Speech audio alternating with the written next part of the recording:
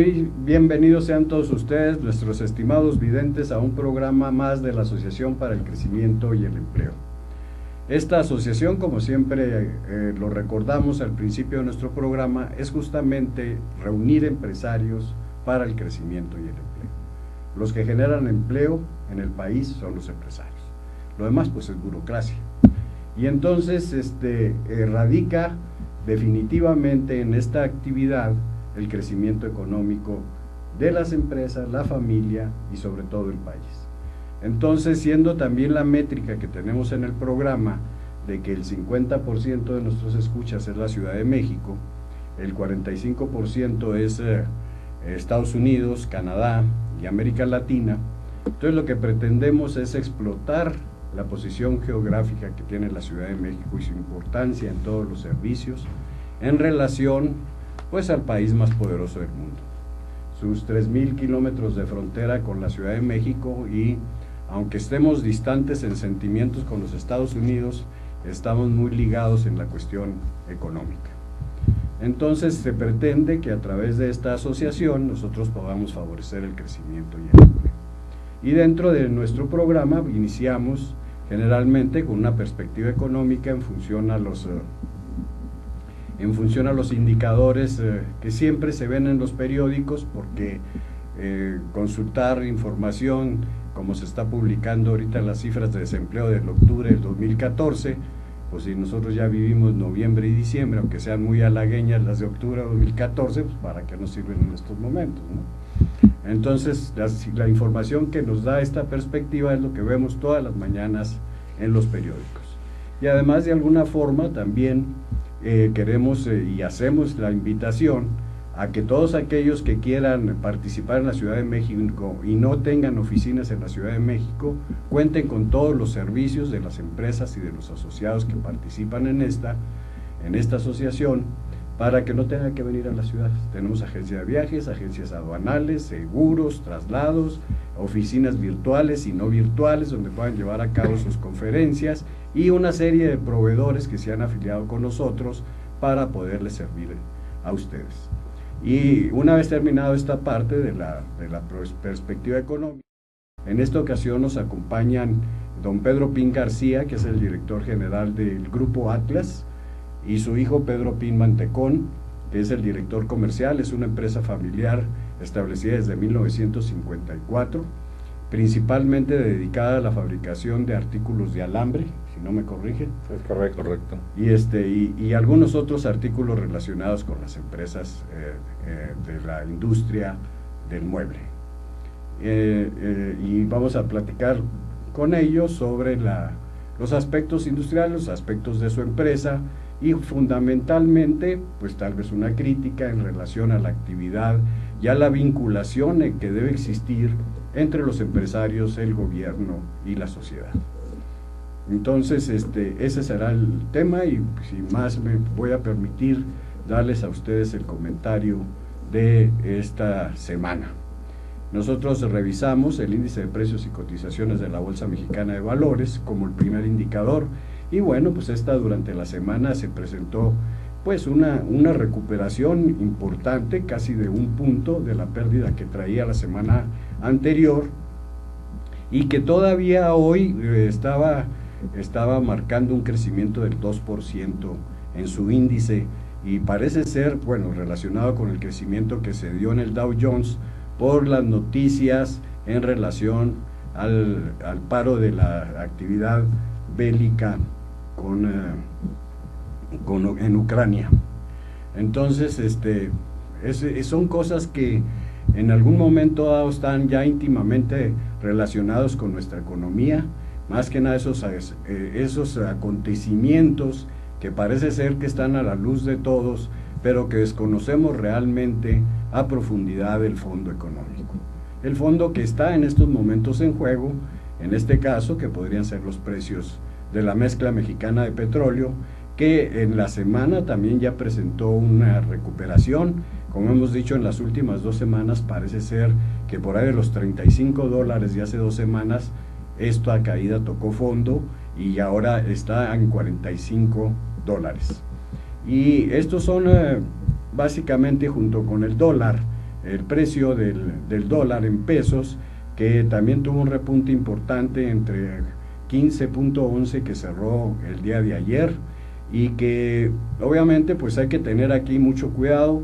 Muchas veces era una señal importante en el sentido de que estamos importando y estamos demandando dólares. Ese sería el aspecto favorable que pudiera manejarse, pero en este caso no creo que sea este el caso.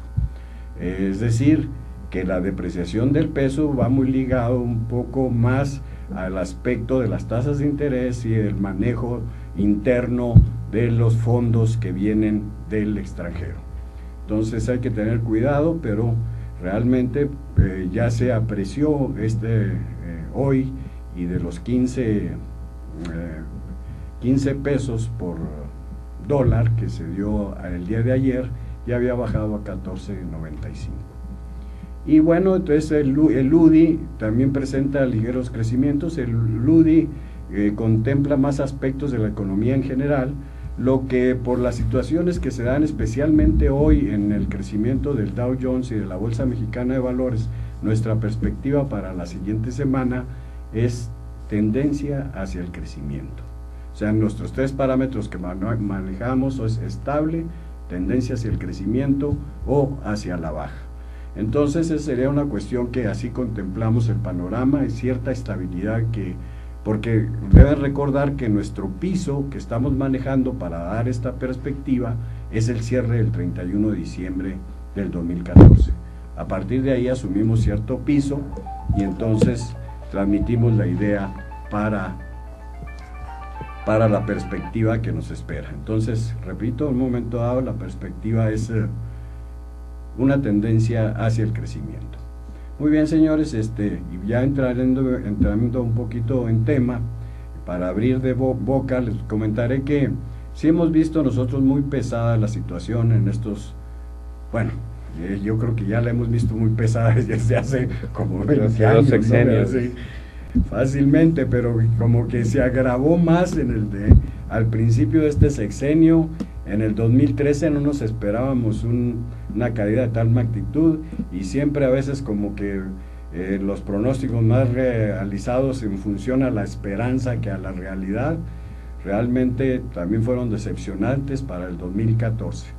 Entonces una caída el primer año 2013 con 1.1 de crecimiento, pues bastante dramático, y luego esta posibilidad de que lleguemos al 2.5, pero también con una astringencia de liquidez para el crecimiento. O sea, hace 2 años yo decía que ni para cortinas alcanzó, ahora no alcanzó ni para el gas. Entonces, las situaciones, pues esto detiene la actividad económica, y una de las variables que nosotros revisamos es justamente la del crédito. O sea, estos 2 años, en relación a al comportamiento del sexenio anterior, el crédito otorgado al sector privado creció a una tasa del 15% anual durante los 6 años del sexenio anterior, y este año solamente ha crecido al 8%, con que tenemos la seguridad de alguna manera que las empresas ligadas mucho al mercado interno, quiero decir que no son absolutamente exportadoras, empresas como la automotriz o otro tipo de empresas que están muy interrelacionadas con el sector externo, pues posiblemente no tengan tantas dificultades como las empresas orientadas al mercado interno, donde realmente se ha visto una dificultad para el crecimiento y el movimiento de los negocios. Bueno, pero no todo es eso es una situación, pero les voy a comentar un esquema favorable, tan muy rápido, para entrar en terreno. México, el ingreso per cápita de todo el país, con una muestra que hicimos de 10 países durante los últimos años, por ejemplo, ha perdido su participación en relación al ingreso mundial. Por ejemplo, México en el año 2000, cada habitante tenía $6,500 por habitante, y el ingreso de todo el mundo era 5,400, o sea, estábamos arriba. Y en ese mismo año, China tenía $950 por persona, en el mismo año 2000, y el ingreso per cápita mundial era 5.455. En el 2012, el ingreso per cápita del mundo pasó a $10.400 y China pasó a $6.093, un crecimiento de $950 por persona a $6.093. Y México llegó a 9.818. Quiere decir, 9.818 ya fue inferior al ingreso per cápita de todo el mundo, que fue 10.400. Recordamos que en el año 2000 México tenía un ingreso per cápita de 6.500 y el del mundo era 5.400, o sea, nosotros perdimos. Bueno, y Estados Unidos también perdió, esa es la cuestión. Estados Unidos, Reino Unido y Japón también perdieron cierta participación. ¿Qué quiere decir esto? Que nosotros nos fuimos junto con los Estados Unidos, con Japón, con el mundo occidental y perdimos. Estados Unidos perdió más relativamente que México, pero China pues se posterga como el gran ganador en el ingreso per cápita.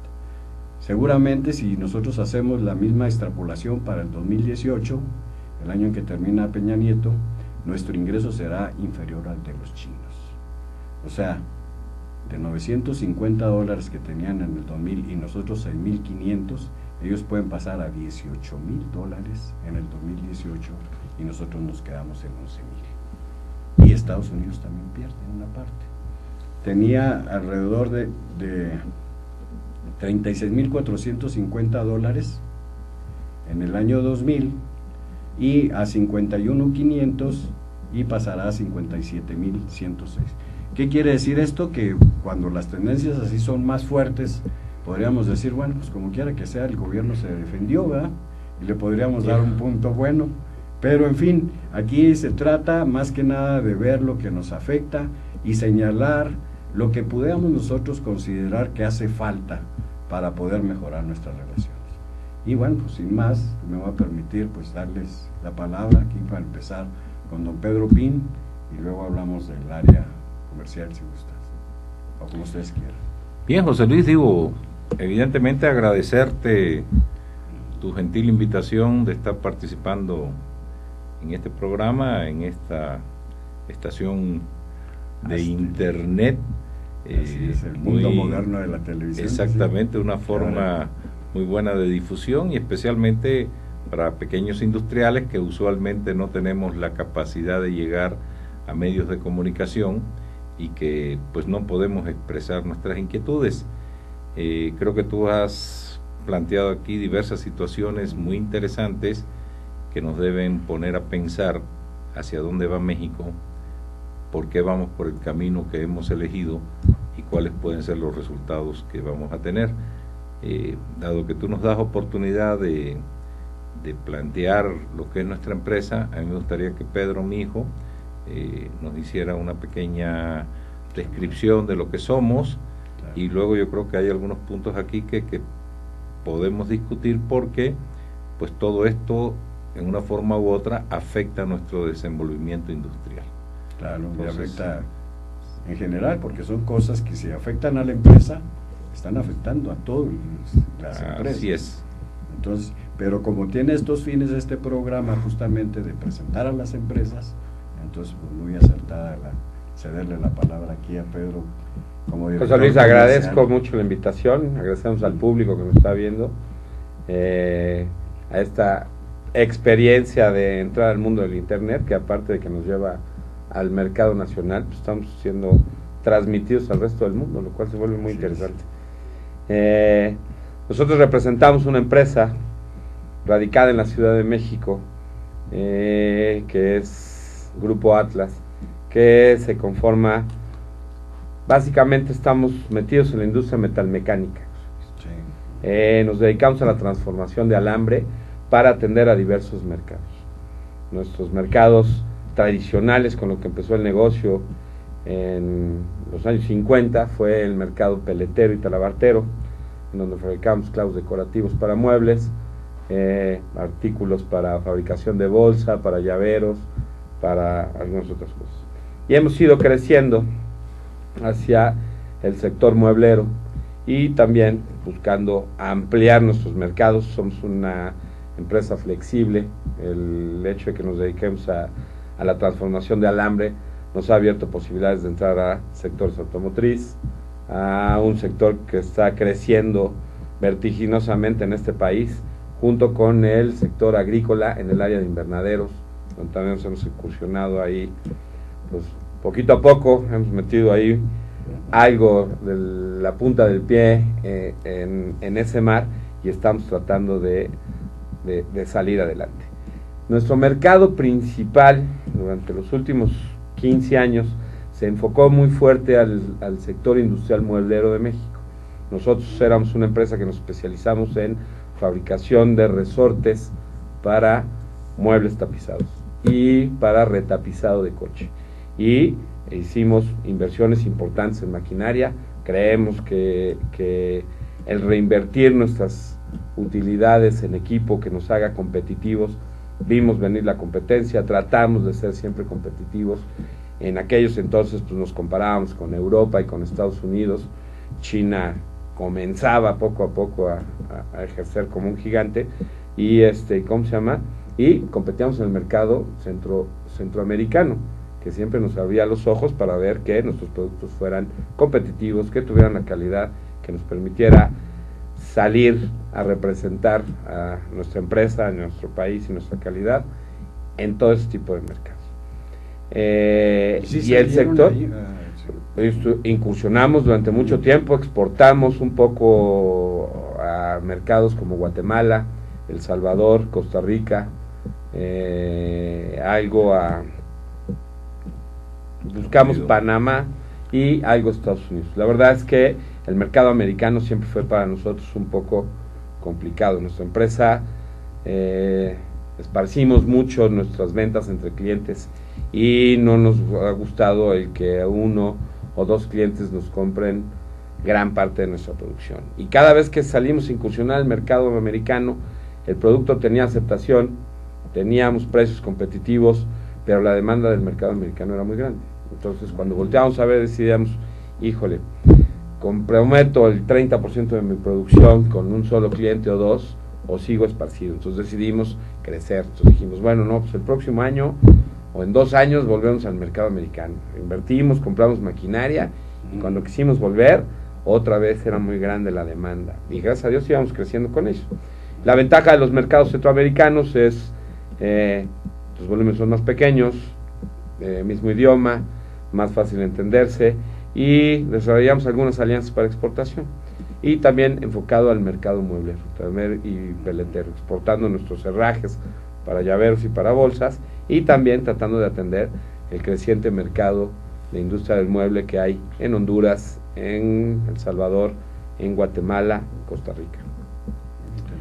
La verdad es que fue una apuesta interesante al principio, pero con las políticas de apertura que se dieron en los gobiernos pasados, en los últimos 3 sexenios, las entradas, las firmadas de los acuerdos de libre comercio y la poca unión que hay entre empresarios, nos golpearon a la hora de las negociaciones con las fracciones arancelarias, y el país se abrió de capa, y al abrirse el país de capa se abrió la posibilidad de que entraran productos de todas las zonas, pero sobre todo de China, que venían con precios subvencionados o con dumping, y nos ha golpeado fuertemente a todo el sector metal mecánico, y en específico a nuestro ramo, en donde antes nuestros competidores más importantes eran fabricantes nacionales. Ahora mi competidor más importante puede ser una ferretería que fue a China y que tenía que llenar un contenedor,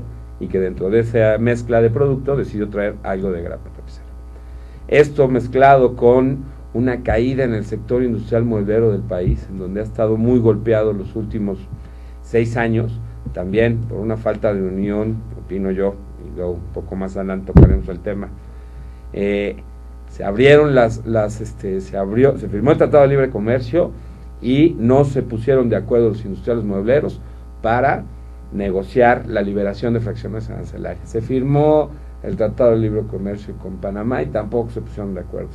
Se permitió la entrada o el acceso de muebles de del mercado asiático, fabricados principalmente en China, y tampoco se pusieron de acuerdo para poder protegerse.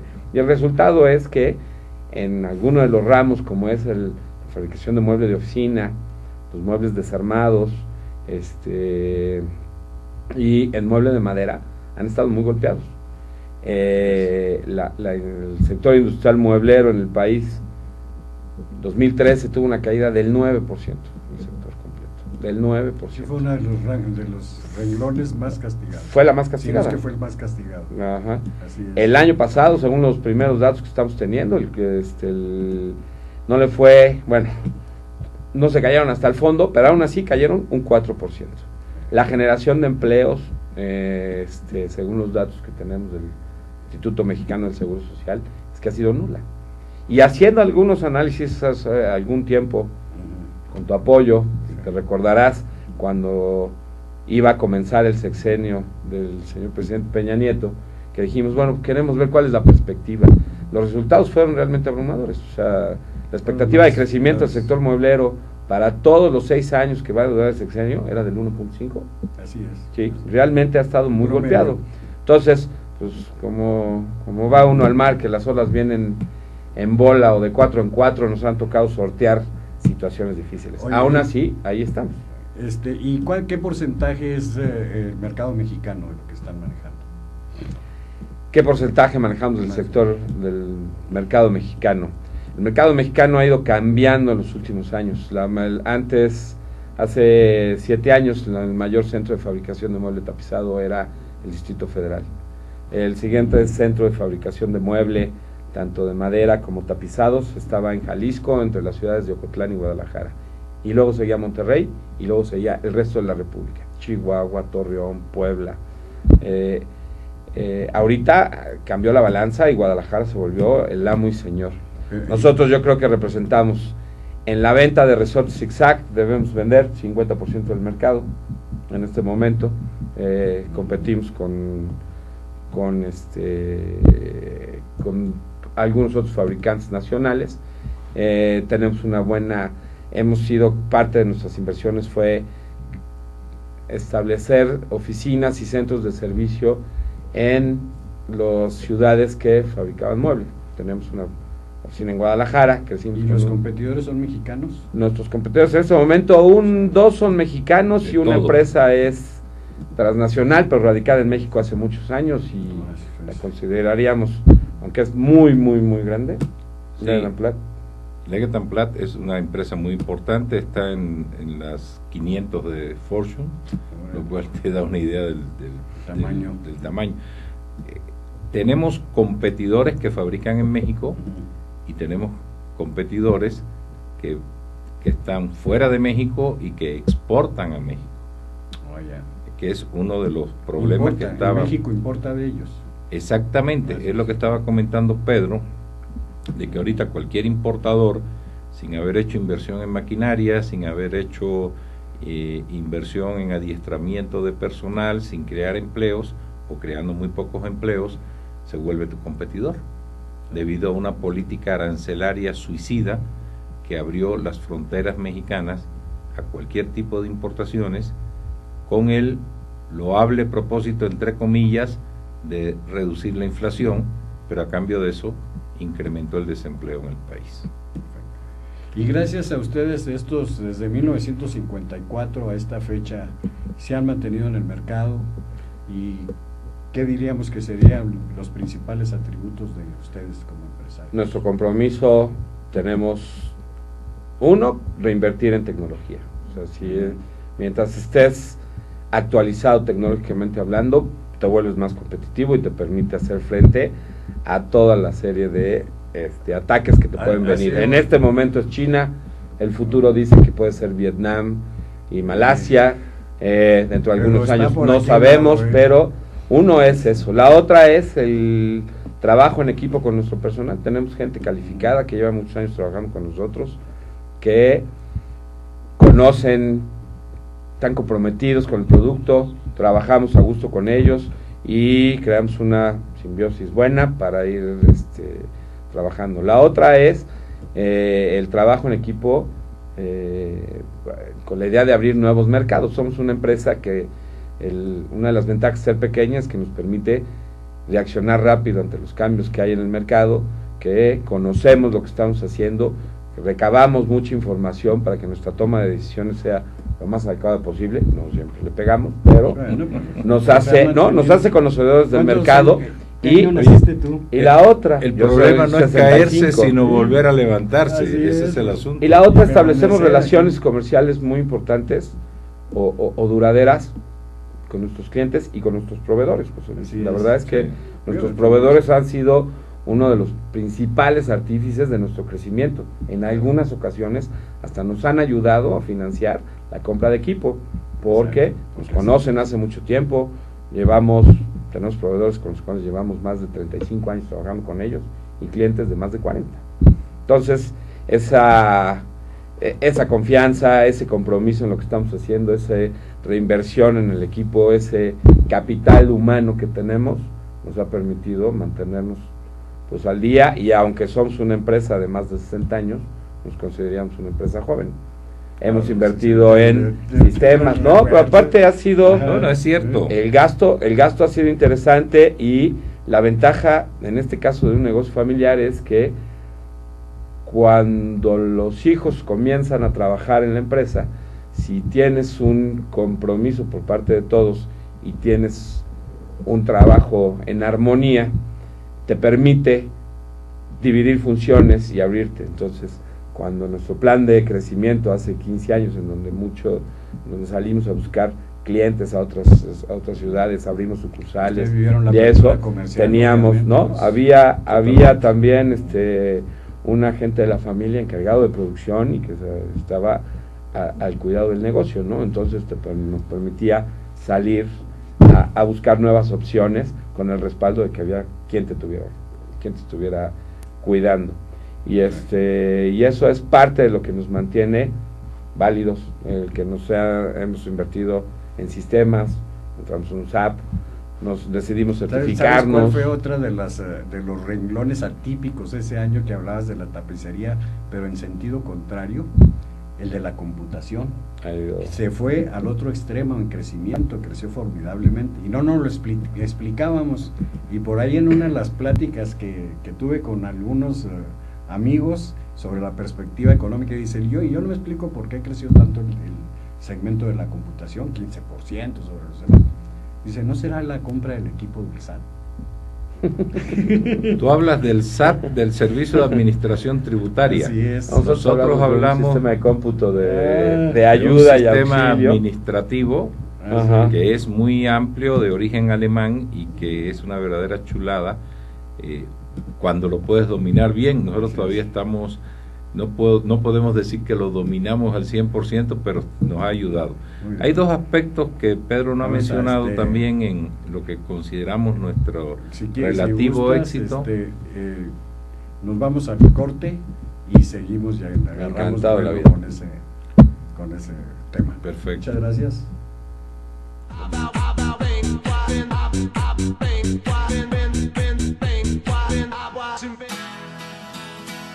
Crea tu propio negocio. Haz realidad tu proyecto. Comparte ideas para ganar dinero. Impulsa y entrena tu talento. Procura emprendimientos rentables y con futuro. Empieza hoy. Dayman, la receta del éxito. Dayman, por más de 7 décadas y con presencia en más de 9 países, se ha consolidado exitosamente como una empresa que desarrolla, fabrica y distribuye colorantes, saborizantes y productos alimenticios por excelencia. Nuestros productos abastecen a una amplia industria dedicada al manejo de alimentos micro, pequeña y de media a grande escala, ya que estos cumplen con altos estándares de calidad a nivel nacional e internacional y están elaborados para satisfacer las necesidades del mercado y gustos de nuestros consumidores. Nuestro principal objetivo es brindar un producto de calidad que nos permita mantener la lealtad de nuestros clientes y consumidores, excediendo sus expectativas de servicio. En Dayman desarrollamos la creatividad e impulsamos al máximo nuevos negocios. Dayman, proveedores de color y sabor por excelencia. Con Trujillo Betanzos y Asociados, tus proyectos están en buenas manos. Trujillo Betanzos y Asociados te ofrece servicios de fe pública en materia mercantil, asesoría legal, contable, fiscal y de negocios, litigio civil y mercantil, evaluación y asesoría financiera y área académica. Porque nuestros clientes son nuestros mejores amigos.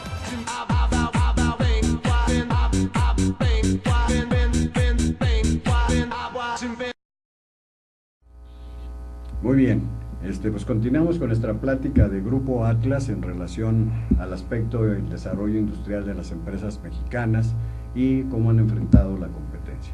Y nos ibas a comentar algo. Sí, José Luis, quería añadir a lo que dijo Pedro, que también quizás una de las razones de nuestro éxito relativo ha sido un compromiso con la calidad de nuestros productos. Para nosotros, fabricar productos de calidad es muy importante. Además tenemos el criterio de que casi nos cuesta lo mismo fabricar un producto malo que fabricar un muy buen producto. Entonces, siempre tenemos nosotros muy claro que nuestros productos tienen que ser de primerísima calidad. Y luego hay otro aspecto también fundamental, que es el servicio al cliente. Tratamos de dar al cliente un servicio muy importante, un servicio donde el cliente sienta que cuando trata con nosotros está comprando tranquilidad, porque le vamos a surtir un producto de muy buena calidad en el momento en que él lo va a necesitar y a precios que sean razonables.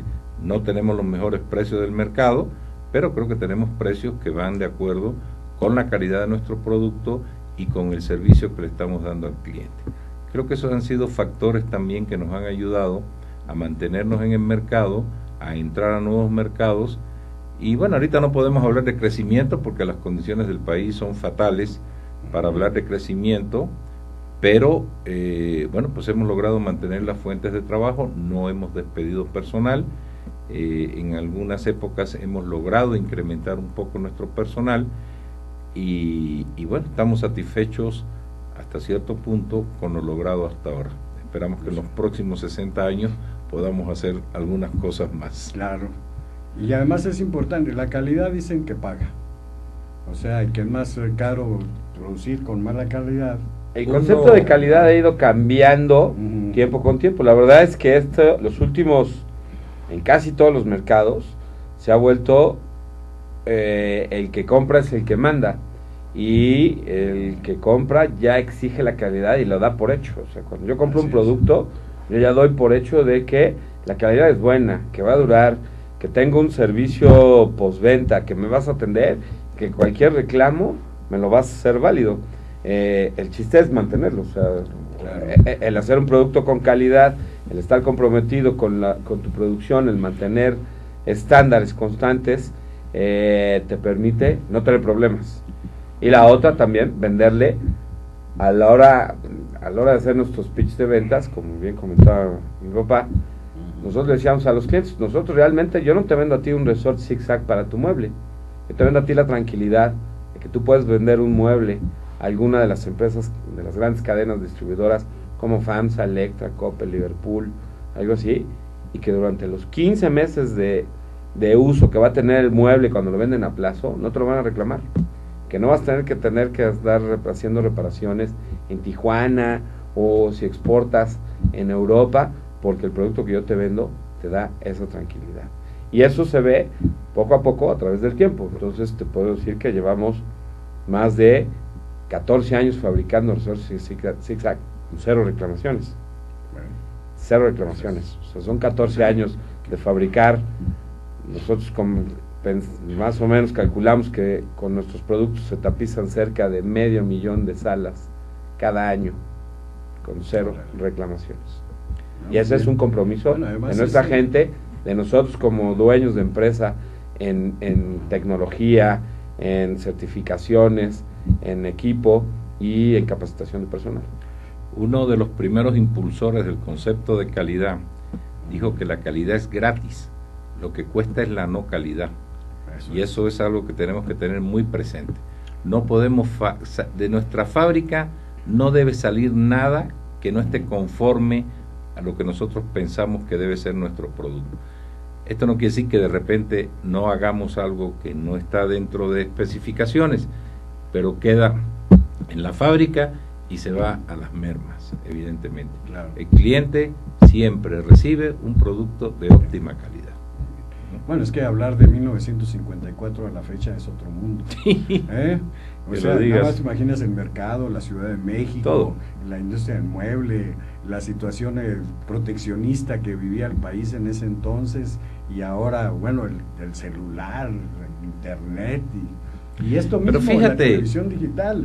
Tú acabas de aquí, mencionar una cosa muy interesante, la situación proteccionista que vivía México en aquel entonces, Así es. y que realmente fue una política gubernamental para propiciar la industrialización del país, ¿verdad? Exacto, sí. Le dio a México un crecimiento estable durante muchos años, permitió el desarrollo de muchas industrias en México, y luego hemos tenido un vuelco de 180 grados. Exacto. Ahora Ujú. todo es fronteras abiertas indiscriminadamente, José Luis. Indiscriminadamente. Porque ni Estados Unidos las tiene así, ¿no? Yo creo que ni Estados Unidos ni ningún otro país en el mundo Ujú. tiene el concepto tan dogmático que está ejerciendo el gobierno mexicano de tener un mercado tan abierto como el que tenemos actualmente. Y estamos viendo una situación tan inaceptable como el hecho de que China nos está vendiendo 10 veces más de lo que nos compra. Yo creo que no hay ningún país en el mundo que acepte ese desequilibrio en la balanza comercial. Pues México ya tiene aceptando esos desequilibrios, yo creo que ancestralmente. Bueno, pero realmente yo creo que nuestras autoridades no se han puesto a pensar bien las consecuencias de esa política que comenzó por ahí del año 2009, cuando el gobierno del presidente Calderón, y hemos seguido un camino que según yo nos lleva al despeñadero. Son insostenibles esas cifras Totalmente. de déficit en la balanza comercial. El año pasado o hace un poco más, si tú recuerdas, tanto Argentina como Brasil Ujú. denunciaron los convenios que tenían de intercambio automotriz con México, porque México se había quedado con la parte del león del comercio o la exportación de coches a esos países, y enseguida reaccionaron y protegieron a sus mercados. En México no ha sucedido eso, y ahorita hay balbuceos para cuidar la importación de textiles, donde se han cometido verdaderos atracos Sí, al sí. fisco Es una de las por industrias que subvaluación tiene y mayor por déficit. engaño. Definitivamente, ahorita quieren hacer algo y ya están haciendo algo en el zapato, y sin embargo en la industria metalmecánica, que está también sumamente golpeada por las importaciones chinas, no se ha hecho nada, y estamos viendo productos chinos que entran a unos precios que no tienen ninguna base económica. Hace 8 días estuvo aquí con nosotros Abel Villagrán, y él está en la industria metalmecánica, ferretería prácticamente. Y decía, lo que ocurre aquí que nosotros no podemos ser, de alguna manera, no hemos podido incursionar en la industrialización y tenemos competencia de fábricas extranjeras, porque si nosotros le metemos al capital a esas industrias, resulta que no hay quien nos soporte para un momento dado de crisis, y no nos atrevemos a invertir porque nos pueden dejar solos. Entonces quiere decir que pones la fábrica mexicana y hay competencia en el mundo que puede venir fácilmente e instaurarse aquí con mayores facilidades de capital y dejarte en la calle. El problema no es Aquí no sé cómo realmente. vean ustedes el problema. Nosotros vemos que el problema no radica en la competitividad o el abrir los mercados per se.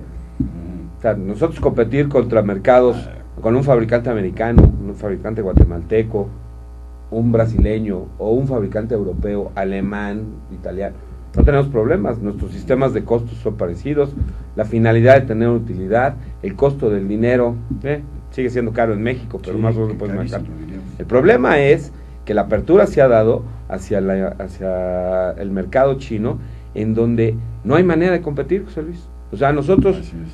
nos sale más caro comprar la materia prima que el producto terminado en China. Entonces es cuando dices, hay una serie de acciones que se vuelven, que han hecho la crisis en el sector metalmecánico. Una, la industria del acero como productor, la Cámara Nacional del Acero, ha sabido manejar y está bien integrada. Los socios trabajan al unísono y cuidan su mercado. Y entonces, cada vez que pasa algo o el mercado o el gobierno mexicano decide firmar un tratado de libre comercio con China, salen, hacen estudios, tienen, como los americanos dicen, deep pockets, capacidad económica, para hacer un estudio, meter dinero el que se requiera, para decir, oigan, si vamos a traer producto chino, tráiganlo, pero hay que meter una cuota compensatoria, ¿no? Lo interesante es esto, se mete la cuota compensatoria a la materia prima, pero no al producto terminado, lo cual se vuelve una aberración, porque resulta que si yo quiero comprar alambre barato, o materia prima barata de Asia, tengo que pagar un impuesto compensatorio. Pero si traigo una rondana, o un tornillo, o en nuestro caso, una grapa de tapicería que fabricamos, una grapa como para oficina, resulta que esa no. Eso no tiene impuesto, eso está libre de todo impuesto. Mira, le hemos presentado estudios a autoridades de la Secretaría de Economía del área de industria. Esto fue hace 2 o 3 años, todavía en el gobierno del presidente Calderón, demostrándole fehacientemente que el producto X tenía un costo FOB Puerto Chino, fíjate lo que te digo, FOB Puerto, no es fábrica, FOB, o sea, ya le metiste además transportes y el gasto de subir el producto al barco, era más barato que el costo de la materia prima mexicana. Y nos contestan, bueno, pues mete ahí una denuncia antidumping o quién sabe qué. La pequeña empresa no tiene el capital necesario para poder tomar o llevar a cabo un procedimiento de esa índole, porque es muy costoso. Y nuestras autoridades no trabajan de oficio. Dice, si tú no denuncias, yo no puedo hacer nada. ¿Cómo que no puedes hacer nada si te estoy enseñando que esto está mal? Si tú me ves a mí robar algo en un supermercado, vas y me aprendes. Y yo te estoy demostrando aquí, con facturas y todo lo demás, de que esto no puede ser, de que no hay fundamento para esto. Y sin embargo no hacen nada, José Luis, con el cuento de que los industriales queremos siempre sobreprotección. Lo que están haciendo es no hacer nada, y en muchos casos no hacer nada es la peor acción que puede tomar un gobernante. Aquí yo veo en algunos casos la cuestión de que carecen las asociaciones o las cámaras, etcétera, porque realmente no tienen ningún poder político. Realmente no pueden ejercer ninguna presión con el Estado para poder favorecer esos impactos en la inversión. O sea, el gobierno no está casado con un inversionista, o sea, no hay esa fusión, no hay esa función de respaldo, que era lo que hablaba también Abel la vez pasada. Yo invierto y me dejas embarcado el siguiente sexenio. Mira, eso que tú planteas ahorita es muy interesante. La representación industrial en México, salvo excepciones, que siempre las hay evidentemente, y Pedro acaba de mencionar a la Cámara del Acero, la Canacero. La Canacero ha defendido bien sus intereses, y realmente hay que reconocerlo. La industria del calzado, especialmente los industriales de León, han defendido bien sus intereses, pero la mayor parte de las cámaras realmente no están haciendo su trabajo, que es básicamente defensa de la industria nacional. Y entonces se hacen a un lado, aceptan por beneficio propio de los intereses, beneficio personal, de los directivos, o quizás en algunos casos hasta por miedo de enfrentarse a la autoridad, aceptan medidas que son totalmente lesivas para la industria nacional. Claro, entonces no tenemos una representación que pueda defender con convicción, con fuerza, los intereses de la industria. Eso es fatal.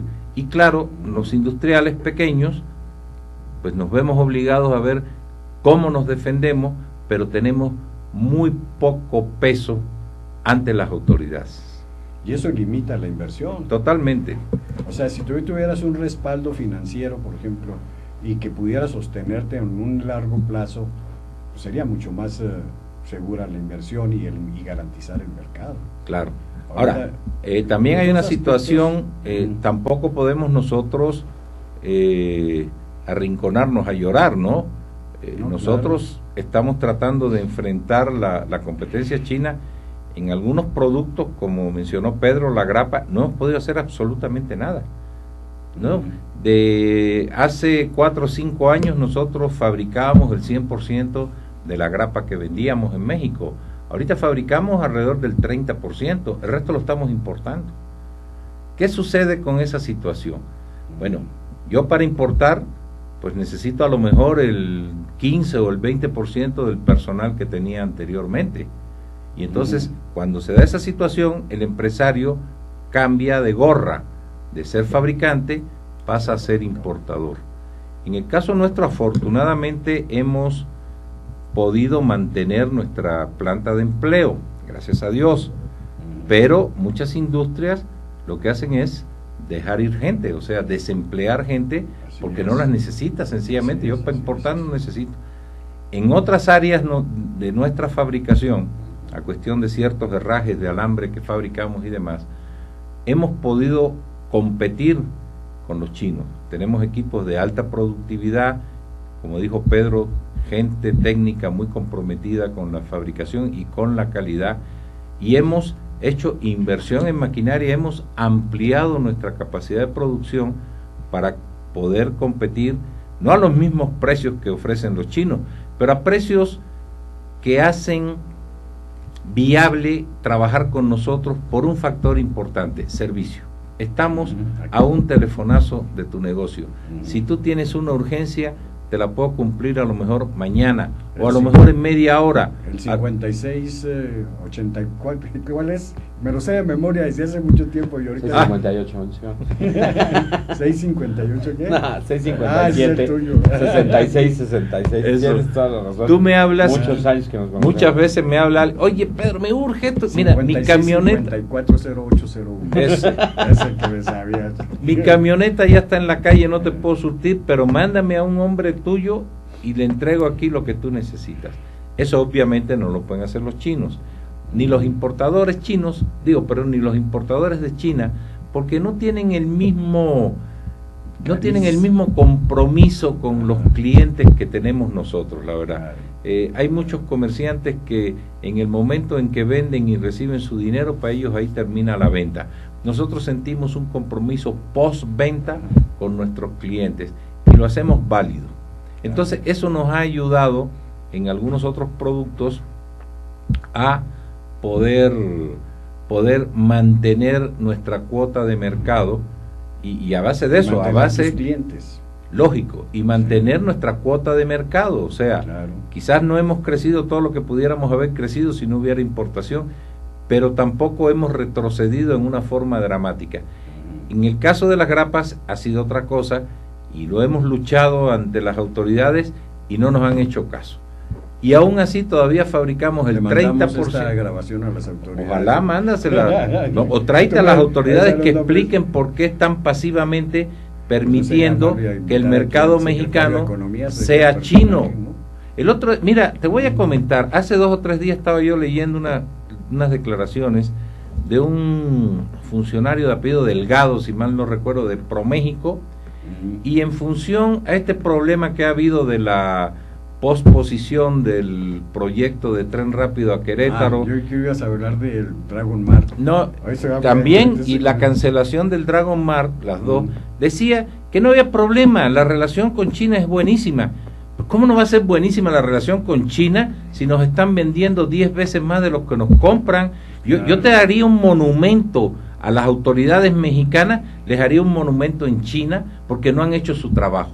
No han protegido el mercado nacional, no han protegido la industria nacional, y cuando hablo de protección bien entendida. A ver, industria, ¿qué nivel de productividad tienes? ¿Qué empleo estás dando? ¿Qué adiestramiento tienen tu gente?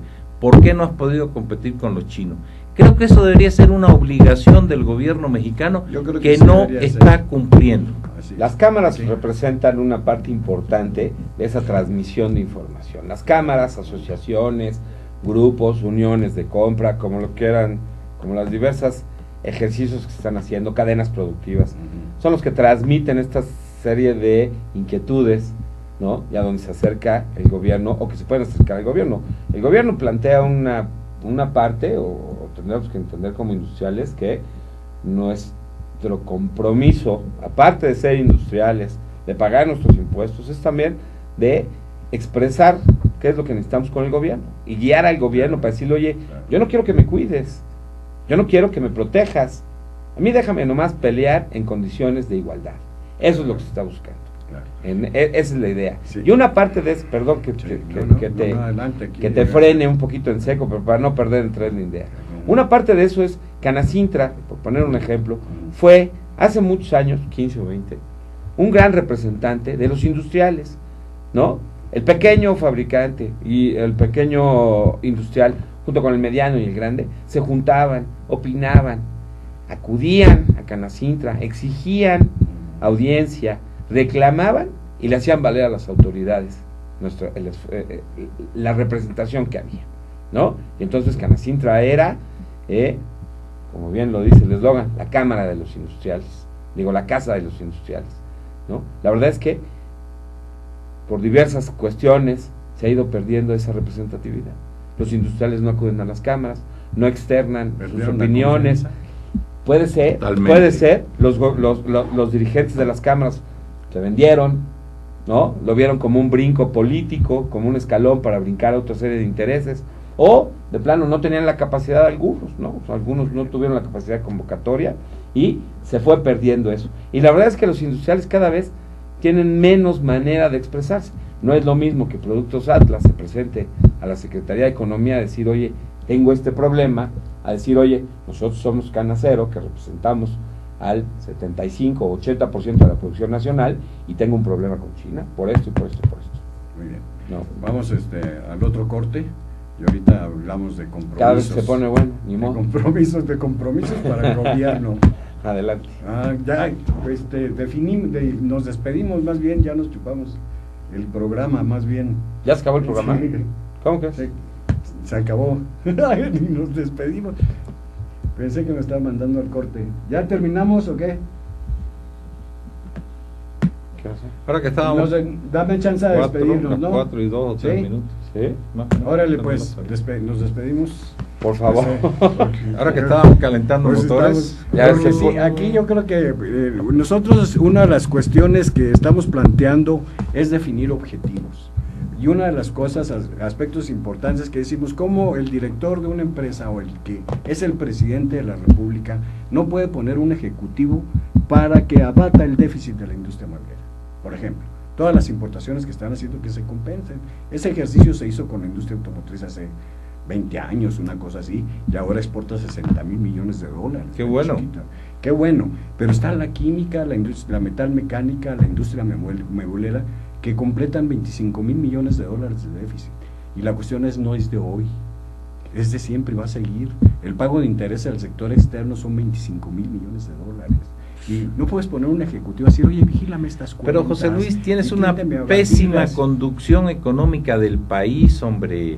Estamos nosotros de alguna forma cegados por la industria automotriz, que ha tenido un éxito sensacional, y qué bueno que tengamos esa industria automotriz tan pujante, por la industria aeroespacial, todavía incipiente, pero que se ve que tiene un gran futuro, las maquiladoras que hacen muy buen trabajo. Nosotros les vendemos a varias maquiladoras, afortunadamente, ¿verdad? Nos va bien con ellas, con la informática, pero el resto de la industria, ¿qué?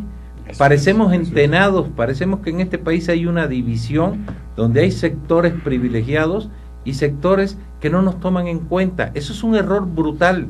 Por eso te digo que hay que cambiar la conducción económica del país. ¿Y cómo le hacemos? Eso es muy interesante.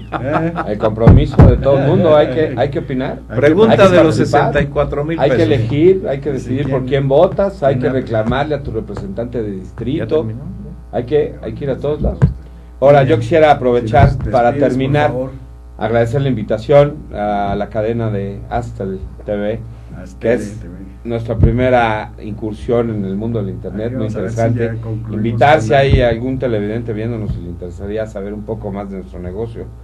Tenemos una página de internet, www.atlasproveedor.com. Teléfono. LADA 8, LADA sin costo 01800 0120 400, y en la Ciudad de México al 5664 8685. Muy bien. Y el teléfono de la asociación es el 52 64 80 15. Con uno que se graben. Ya. Eso. Con este tenemos.